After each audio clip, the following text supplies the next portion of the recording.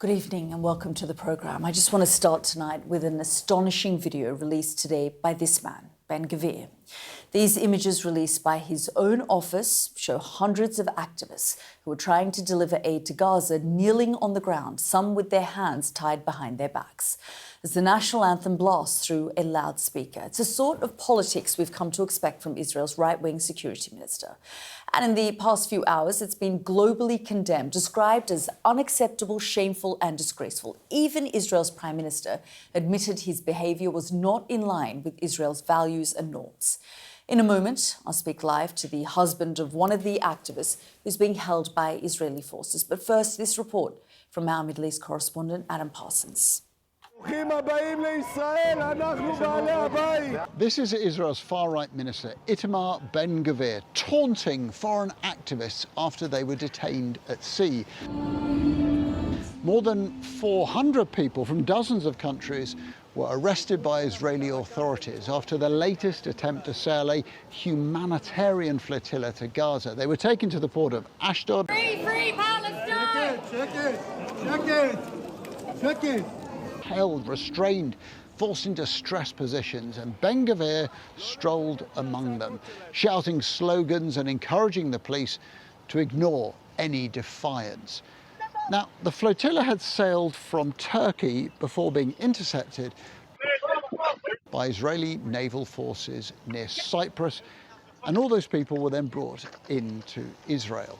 Ben-Gvir is a politician who's famous for his strident, unapologetic beliefs and his pride in his own extremism. Ben-Gvir was the man who successfully pushed for Israel to introduce a very controversial new law that makes the death penalty the default sentence for Palestinians convicted of certain terrorism offences, a law that he celebrated with champagne after it passed through the Israeli parliament. So he's no stranger to controversy, but has he gone too far this time, even by his own standards, because the backlash has been significant? First came this from Israel's foreign minister, Gideon Saar, a man who's constantly claimed that the flotillas are just publicity stunts, but who now turned against his cabinet colleague. Saar publicly rebuked Ben-Gvir, accusing him of turning a sensitive military operation into what he called a disgraceful spectacle that damaged Israel internationally. And then a wave of global outrage. Foreign Secretary Yvette Cooper said she was appalled. The Italian Prime Minister, Giorgia Meloni, summoned the Israeli ambassador, writing, "The images of the Israeli minister Ben-Gvir are unacceptable. Italy demands an apology." Among those detained was Margaret Connolly. Now, she's the sister of the Irish President, Catherine Connolly, and the President said she was proud of her sister. Ireland's foreign minister condemned what she called utterly appalling and unacceptable behaviour. France and Canada both summoning Israeli ambassadors to vent their anger. And there was even a rare rebuke from Ben-Gvir's own boss, the Israeli Prime Minister Benjamin Netanyahu, said Ben-Gvir's actions were not in line with Israel's values and norms.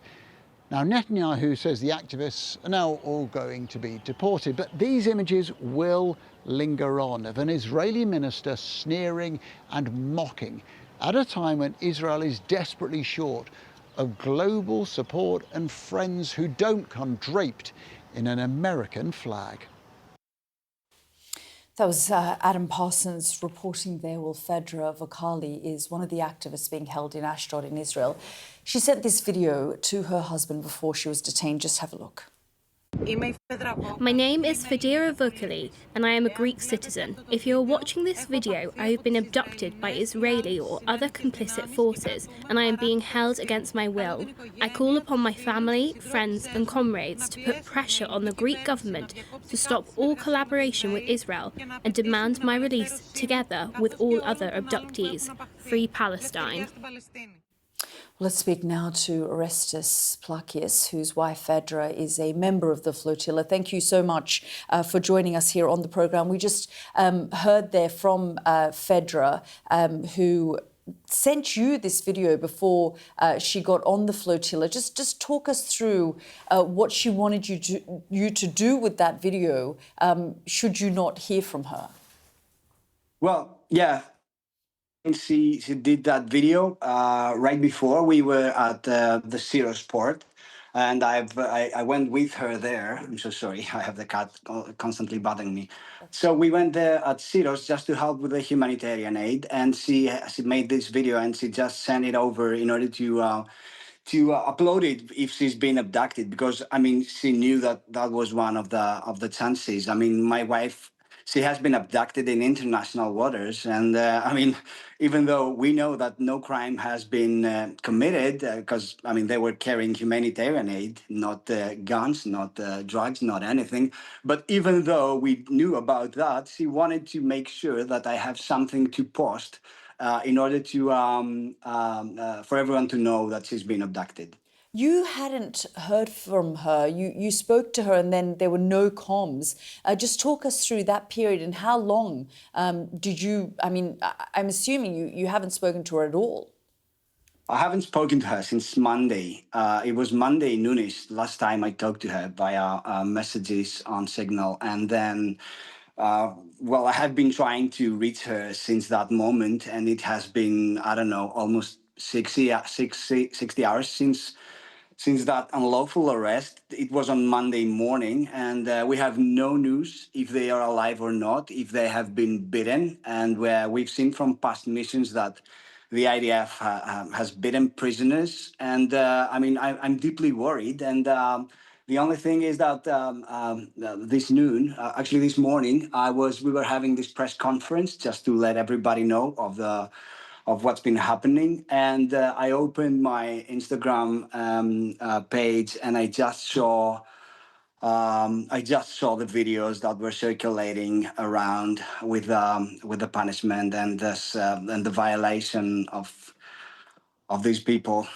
Yeah, and I just want to show our viewers this part of that video that Ben-Gvir put out, and we've marked the person that you believe is your wife. Let's just show our viewers that we've circled the area and of the person that you think and believe is your wife. Just talk us through that, because you say you opened Instagram and suddenly you saw these images and you believe that you recognized Fedra there in the crowd.